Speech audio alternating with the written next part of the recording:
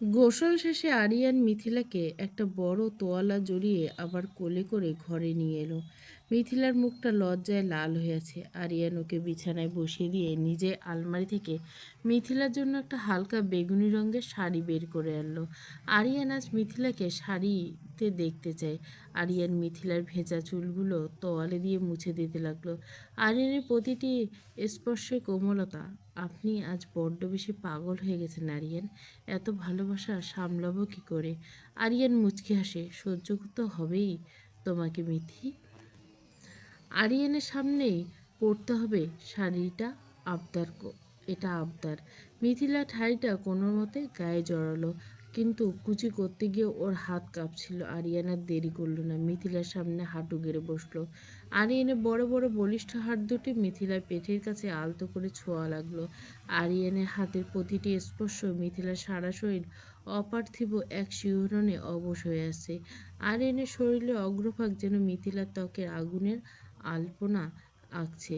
Mithila dressing এর টেবিলের আয়নায় আরিয়ানের দিকে তাকায়। আরিয়ান অন্তত মনোযোগ দিয়ে কুচিগুলো করছে, যেন কোনো মূল্যবান শিল্পকর্ম তৈরি করছে। কুচিগুলো ঠিক করে আরিয়ান সেগুলো মিথিলার নাভির নিচে গুছে দেয়। আরিয়ান আয়নায় চোখাচোখি হতে আরিয়ান মুচকি হাসে। আমার এই চোখ দুটো আর সারাদিন শুধু তোমাকে বন্দি করে রাখতে চাই। আরিয়ান মিথিলার ঘাড়ে অনাবৃত অংশে মিথিলা শিউরে উঠে আরিয়ানের শার্ট খামচে ধরে। আরিয়ান মিথিলাকে পেছন থেকে নিজের বুকের সাথে আষ্টে পৃষ্ঠে জড়িয়ে ধরে। আয়নায় দেখা যায় একজন দোদণ্ড প্রতাপশালী পুরুষ আজ তার ভালোবাসার কাছে কতটা নতজানু, কতটা পাগল। আরিয়ান মিথিলাকে ঘুরিয়ে নিজের মুখোমুখি করে। মিথিলা কাজল কালো চোখের পাতাগুলো থরথর করে কাঁপছে। আরিয়ান তার হাতটা মিথিলার কোমরে আরো শক্ত করে জড়িয়ে ধরে।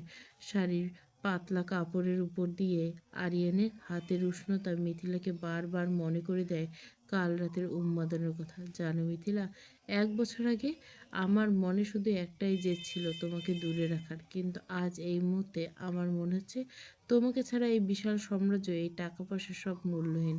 তুমি আমাকে শুধু ভালোবাসতে শেখাওনি মিথিলা, আমাকে মানুষ হতে শিখিয়েছ। আরিয়ান, ভালোবাসা মানে কাউকে বন্দি করে নয়, বরং কাউকে মুক্তি দিয়ে নিজের করে নেওয়া। আরিয়ান মিথিলার চিবুকটা আলতো করে ধরে মিথিলার চোখের দিকে তাকায়। আমি শিখেছি মিথিলা, প্রতিটা দিন তোমার কাছে নতুন করে ভালোবাসার পাঠ নিচ্ছি।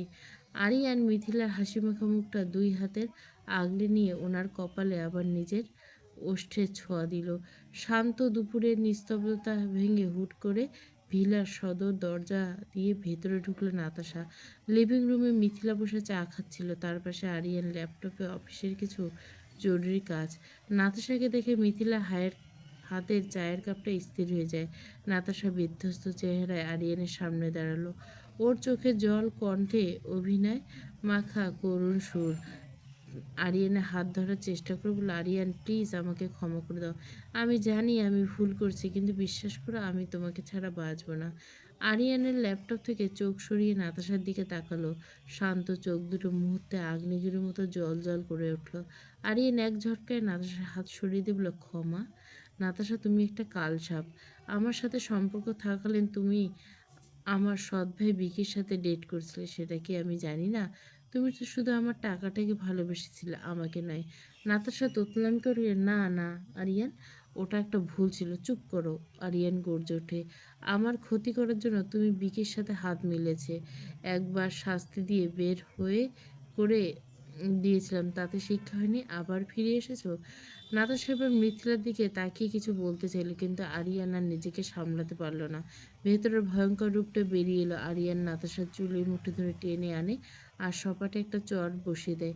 এই চড় আমার সাথে বিশ্বাসঘাতকতা করার জন্য, বলে আরিয়ান আবারও মারতে শুরু করে। রাগে আরিয়ান অন্ধ হয়ে গেছে। নাতাশা আর্তনাদ করে মেঝেতে লুটিয়ে পড়ে। আরিয়ান ওকে টেনে হিঁচড়ে মারতে মারতে মিথিলার পায়ের কাছে নিয়ে আসে। নাতাশা রক্তাক্ত অবস্থায় মিথিলার পায়ের কাছে গোঙাতে থাকে। নাতাশা যন্ত্রণায় কুঁকড়ে গিয়ে মিথিলার পা জড়িয়ে ধরল। মিথিলা স্তব্ধ হয়ে বসে আছে। আরিয়ানের রুদ্রমূর্তি ও আগে দেখেনি। নাতাশা কান্নার স্বরে বলতে লাগলো, মিথিলা প্লিজ, আরিয়ানকে থামাও, ও আমাকে মেরে ফেলবে। তুমি তো খুব দয়ালু, তুমি কাউকে কষ্ট পেতে দেখতে পারো না, প্লিজ মিথিলা। মিথিলা ধীর লয়ে চায়ের কাপটা টেবিলে রাখলো। চোখে আজ কোনো মায়া নেই, বরং এক ধরনের গভীর ঘৃণা ফুটে উঠছে। সব অপরাধের শাস্তি ক্ষমা হয় না নাতাশা। তুমি আরিয়ানের বিশ্বাস নিয়ে খেলেছো, আমার সংসার ভাঙতে চেয়েছো। এমনকি আরিয়ানের অ্যাক্সিডেন্টের পিছনে তোমার আর বিকির হাত। তুমি প্রমাণ করছো তুমি একটা কালসাপ। আজ যা হচ্ছে তা তোমার প্রাপ্য। আজ আমি তোমাকে বাঁচাবো না। মিথিলার কথাগুলো আরিয়ানের কানে আগুনের মতো কাজ করলো। আরিয়ান আবার নাতাশাকে চুলের মুঠি ধরে দাঁড় করলো। এই বাড়িতে পা রাখার সাহস তুমি কোথা পেলে? বিকির সাথে মিলে আমার বিজনেস ধ্বংস করতে চেয়েছিল, আমাকে পঙ্গু করতে চেয়েছিলে। আজ আমি তোমাকে এমন শিক্ষা দেবো যা তুমি জীবনেও ভুলবে না। আরিয়ান নাতাশাকে টেনে হিঁচড়ে সদর দরজার দিকে নিয়ে যেতে লাগলো। নাতাশার চিৎকারে ভিলার প্রতিটি কোণা যেন কেঁপে উঠল। বাড়ির বাকিরা দূরে দাঁড়িয়ে দেখছে, কারো সাহস নাই আরিয়ানের সামনে দাঁড়ানো। আরিয়ান নাতাশাকে গেটের বাইরে ছুঁড়ে ফেলে দেয়। আজ থেকে যেন তোমাকে আর দেখা না আসে। যদি আবার আমার আর মিথিলার ছায়া মারানোর চেষ্টা করো, তবে তোমার লাশটা কেউ খুঁজে পাবে না। মিথিলা উঠে আরিয়ানের হাতটা ধরল। মিথিলার হাতের স্পর্শে আরিয়ানের রাগটা ধীরে ধীরে জল হতে শুরু করলো। শান্ত হন আরিয়ান, আবর্জনা পরিষ্কার হয়েছে, এবার শান্ত হন। আরিয়ান মিথিলাকে জড়িয়ে ধরল। সময়ের স্রোত কেটে গেছে 2টি বছর। এই 2 বছর আরিয়ানের মিথিলার জীবনের গল্পের মোড় সম্পূর্ণ ঘুরে গেছে। তিক্ততা আর ঘৃণার কালো মেঘগুলো সরিয়ে সেখানে নতুন আনন্দ আর হাসির ফোয়ারা। আর সেই আনন্দের কেন্দ্রবিন্দু হলো ওদের 2 বছরের ছোট্ট কন্যা আয়েশা। জানলার ওপাশে তখন তুষারপাত শুরু হয়েছে। ঘরের ভিতরে ফায়ারপ্লেসের আগুনের উষ্ণতা আর আয়েশ খিলখিল্লির হাসি এক অদ্ভুত আবহ তৈরি করছে। আরিয়ান আজ অফিস থেকে একটু আগেই ফিরে এসেছে শুধু তার কলিজার টুকরা আয়েশার জন্য। আয়েশার বয়স এখন মাত্র 1 বছর। ওর টলমলে পায়ে হাঁটা আর আদহত বাবা ডাক আরিয়ানের জীবনের শ্রেষ্ঠ প্রাপ্তি। আরিয়ান সোফায় বসে আছে আর 1 বছরের আয়েশা আরিয়ানের পা ধরে টলমল পায়ে দাঁড়ানোর চেষ্টা করছে। আয়েশার পরনে গোলাপি রঙের একটা ফ্রক, যাতে ওকে পুতুলের মতো লাগছে। বাবার প্যান ধরে টেনে টেনে অবশেষে দাঁড়িয়ে আয়েশা নিজের 2 হাত উপরে তুলে ডানা ঝাপটানোর মতো করে বলল, বাবা বাবা। আরিয়ানের বুকটা যেন মুহূর্তে আর্নাইন ভালোবাসায় ভরে উঠল। নিচু হয়ে আয়েশাকে 2 হাতে পাজাগুলো করে শূন্যে তুলে ধরল। আয়েশা আনন্দে পা ছুটতে লাগলো। আরিয়ান ওকে নিজের নাকের সাথে নাক ঘষা আদর দিল। মিথিলা তখন রান্নাঘর থেকে এক বাটি সুজি নিয়ে ঘরে ঢুকলো। দৃশ্যটা দেখে ও দাঁড়িয়ে পড়ল। মিথিলার সামনে এসে হাসি মুখে বলল, আরিয়ান, আপনি ওকে বড্ড বেশি মাথায় তুলছেন। এখন থেকে জেদ শুরু করছে। বড় হলে তো আপনার কথা শুনবে না। আরিয়ান থামে আয়েশাকে কোল থেকে নামিয়ে নিজের কোলের মধ্যে বসালো। আয়েশা আরিয়ানের কোল থেকে মিথিলার দিকে হাত বাড়িয়ে বলল, মা, বাবা, ও আমার মেয়ে মিথিলা, ও জেদ করবে না তো কে করবে? ও সব আবদার পূরণের জন্যই তো আমি বেঁচে আছি। আরিয়ান আয়েশার ছোট্ট তুলতুলে হাতটা নিজের হাতেই তুললো, তালুতে নিল। ছোট্ট হাতে আলতো করে চুমু খেলো। আয়েশা তখন আরিয়ানের নাকের ডগায় নিজের ছোট্ট আঙুল দিয়ে ছুঁয়ে দিল। আজ আমি খাওয়াবো, আমার মামুনি আজ বাবার হাতে খাবে। আরিয়ান ছোট চামচ করে সুজি নিয়ে আয়েশার মুখে দিল। আয়েশা প্রথমে একটু মুখ কুঁচকে তাকালেও বাবার হাসি মুখ দেখে খেয়ে নিল। 1 বছরের আয়েশা যেন ওদের দুজনের জীবনের সব পূরণের ক্ষত মুছে দিয়ে এক নতুন সজীবতা নিয়ে এসেছে। ছোট্ট আয়েশা তার দোলনায় গভীর ঘুমে আচ্ছন্ন। ঘড়ির কাঁটা 12টা পেরিয়ে গেছে, কিন্তু আরিয়ানের দেখা নেই। মিথিলা ড্রয়িং রুমের সোফায় বসে অপেক্ষা করছে। পরনের ড্রেসটা কিছুটা এলোমেলো হয়েছে। আরিয়ান যখন ঘরে ঢুকলো, ক্লান্ত চোখে এক পলক মিথিলাকে দেখে তার সব অবসাদ যেন উবে গেল। মিথিলা তার জন্য অপেক্ষা করতে করতে সোফায় ঘুমিয়ে পড়ছে। আরিয়ান কোটটা খুলে একপাশে রাখলো। ঠোঁটে একচিলতে হাসি। এই মানুষটার জন্য বাড়িতে ফেরার টানটা দিন দিন বেড়েই চলছে। আরিয়ান ধীরে ধীরে মিথিলার কাছে এগিয়ে গেল। এলোমেলো হয়ে থাকা চুলের ভাঁজে নিজের হাতটা ডুবিয়ে দিল। আর মিথিলা আরিয়ানের হাত তার হাতে আছড়ে পড়ছে। আরিয়ান পাজাগুলো করে মিথিলাকে নিজের বলিষ্ঠ বুকে তুলে নিল। মিথিলার ঘুমটা চট করে ভেঙে গেল। ও চোখ মেলে দেখলো আরিয়ান ধূসর চোখ দুটো ওর দিকে তাকিয়ে আছে। আরিয়ান, আপনি কখন এলেন? মিথিলা জড়ালো গলায় জিজ্ঞাসা করলো। আরিয়ান কোনো কথা বলল না, শুধু মিথিলার চোখের মণি দুটোর দিকে তাকিয়ে কপালে নিজের ওষ্ঠ ছোঁয়ালো। মিথিলা নিয়ে শোবার ঘরে চলে এলো। বিছানায় মিথিলাকে শুইয়ে দিতে মিথিলা শার্টের কলার খামচে দিল। আরিয়ান মিথিলার উপর ঝুঁকে পড়ে বলল, আজ রাতে ঘুম নেই মিথিলা। এই কয়েকদিন কাজের চাপে তোমাকে ঠিকমতো কাছে পাইনি। আজ আর কোনো অজুহাত চলবে না। আরিয়ানের স্পর্শে মিথিলা শিউরে উঠল। আরিয়ান মিথিলার ছুঁয়ে যাচ্ছে। মিথিলার নিজের চোখ দুটো আজ বুঝে নিল আরিয়ান আজ বড্ড বেশি তৃষ্ণার্ত। পরম আবেশে মিথিলার ড্রেসের বাঁধনগুলো আলতো করে সরিয়ে দিল।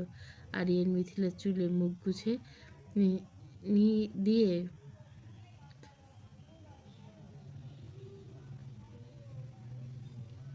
প্রতিটি ভাঁজে ছাপ রেখে যাচ্ছে। মিথিলা অস্ফুট আর্তনাদ আর আরিয়ানের ভারী নিঃশ্বাস নিস্তব্ধতাকে ভেঙে চুরমার করে তুলল। রাত যত গভীর হতে লাগলো, ওদের মিলনের তীব্রতা যেন তত তীব্র হতে লাগলো। আরিয়ান আর মিথিলা হারিয়ে গেছে এক অজানা সুখে, এক অবর্ণনীয় পূর্ণতায়, যেখানে এক পরাধীন ভালোবাসা আজ সবচেয়ে স্বাধীন আর সার্থক। বাগানের চারিদিকে সুন্দর করে সাজানো হয়েছে। আজ আয়েশার দ্বিতীয় জন্মদিন। আজকের মধ্যমণি আয়েশা পরেছে ধবধবে সাদা রঙের একটা নেট সিল্কের ফ্রক। ছোট্ট একটি পরীর মতো লাগছে। মাথায় বসানো হয়েছে একটা ছোট্ট হীরের মুকুট। মিথিলা পরেছে একটা অফ হোয়াইট মসলিন শাড়ি, যার পাড়ে সোনালি সুতোয় ভারী কাজ করা। আরিয়ানা নীল রঙের একটা স্যুট পরেছে। বাগানের মাঝখানে 5 স্তরে একটি বিশাল ভ্যানিলা কেক রাখা হয়েছে। আরিয়ান আয়েশাকে কোলে নিয়ে দাঁড়িয়েছে। আধো আধো সুরে বলছে, বাবা কেক খাবো। তিনজনে মিলে একসাথে কেক কাটলো। চারদিকে তখন হাততালি। আরিয়ান এক টুকরো কেক প্রথমে আয়েশার মুখে দিল, তারপর মিথিলার দিকে তাকিয়ে ওর মুখে তুলে দিল। মিথিলা সলজ্জ হাসিতে আরিয়ানকে খাইয়ে দিল। এই দৃশ্য দেখে উপস্থিত অতিথিরা মন্ত্রমুগ্ধ। অনুষ্ঠান শেষে অতিথিরা বিদায় নিয়ে আরিয়ান, মিথিলা আর আয়েশাকে নিয়ে ব্যালকনিতে এসে দাঁড়ালো। আয়েশা তখন ক্লান্ত হয়ে আরিয়ানের কাঁধে মাথা রেখে ঘুমিয়ে পড়েছে। আরিয়ান এক হাত মেয়েকে ধরে রেখেছে, অন্য হাত দিয়ে মিথিলার কোমর জড়িয়ে ধরেছে। আমি ভাবতে পারিনি আমার এই পাথরের মতো জীবনে এমন একটা বসন্ত আসবে। মিথিলা আরিয়ানের এক বুক মাথা রেখে বলল, আমাদের শুরুটা হয়তো ভুল ছিল আরিয়ান, কিন্তু শেষটা এক সার্থক পৃথিবী। আরিয়ান মিথিলার কপালে একটা দীর্ঘ চুমু খায়। আমি তোমাকে আর আয়েশাকে আমার জানের চেয়েও বেশি ভালোবাসি মিথিলা। আমার প্রেম তুমি, কেবল তোমার জন্য আজ আমি সম্পূর্ণ। আরিয়ান মিথিলাকে আরও নিবিড়ভাবে নিজের সাথে মিশিয়ে নেয়। ছোট্ট পরিবারটি আজ এক তপ্ত ভালোবাসা শিখত। যে গল্পের শুরু হয়েছিল ঘৃণা আর জেদ নিয়ে, তার অবসান হলো এক চিরন্তন পবিত্র ভালোবাসার জয়গানী। সমাপ্ত।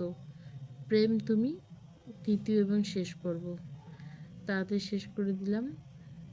আমি নির্লজ্জ ভালোবাসাটা শেষ করার চেষ্টা করছি। প্রতি নিঃশব্দে তুমি যে গল্পটা শুরু করছি সেটা ধীরে শেষ করি।